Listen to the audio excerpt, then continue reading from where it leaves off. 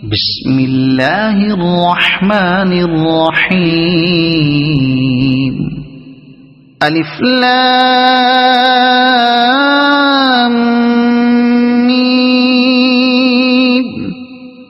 ذلك الكتاب لا ريب فيه هدى للمتقين الذين يؤمنون بالغيب ويقيمون الصلاة ومما رزقناهم ينفقون والذين يؤمنون بما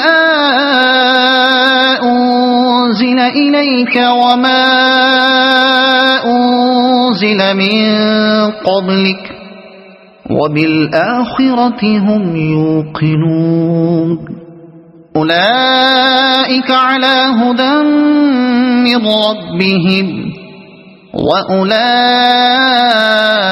هم المفلحون. إن الذين كفروا سواء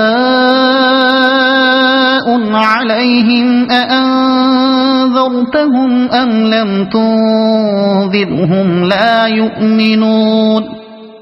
ختم الله على قلوبهم وعلى سمعهم وعلى أبصارهم غشاوة ولهم عذاب عظيم. ومن الناس من يقول آمنا بالله وباليوم الآخر وما هم بمؤمنين يخادعون الله والذين آمنوا وما يخدعون إلا أنفسهم وما يشعرون. في قلوبهم مرض فزادهم الله مرضا ولهم عذاب أليم بما كانوا يكذبون. وإذا قيل لهم لا تفسدوا في الأرض قالوا إنما نحن مصلحون ألا إنهم هم المفسدون ولكن لا يشعرون.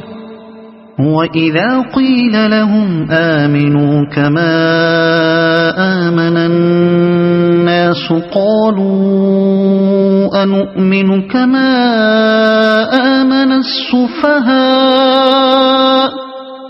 ألا إنهم هم السفهاء ولكن لا يعلمون. وإذا لقوا الذين آمنوا قالوا آمنا وإذا خلوا إلى شياطينهم قالوا إنا معكم إنما نحن مستهزئون. الله يستهزئ بهم ويمدهم في طغيانهم يعمهون. أولئك الذين اشتروا الضلالة بالهدى فما ربحت تجارتهم وما كانوا مهتدين. مثلهم كمثل الذي استوقد نارا فلما أضاءت ما حوله ذهب الله بنورهم وتركهم في ظلمات لا يبصرون. صم بكم عمي فهم لا يرجعون. أو كصيب من السماء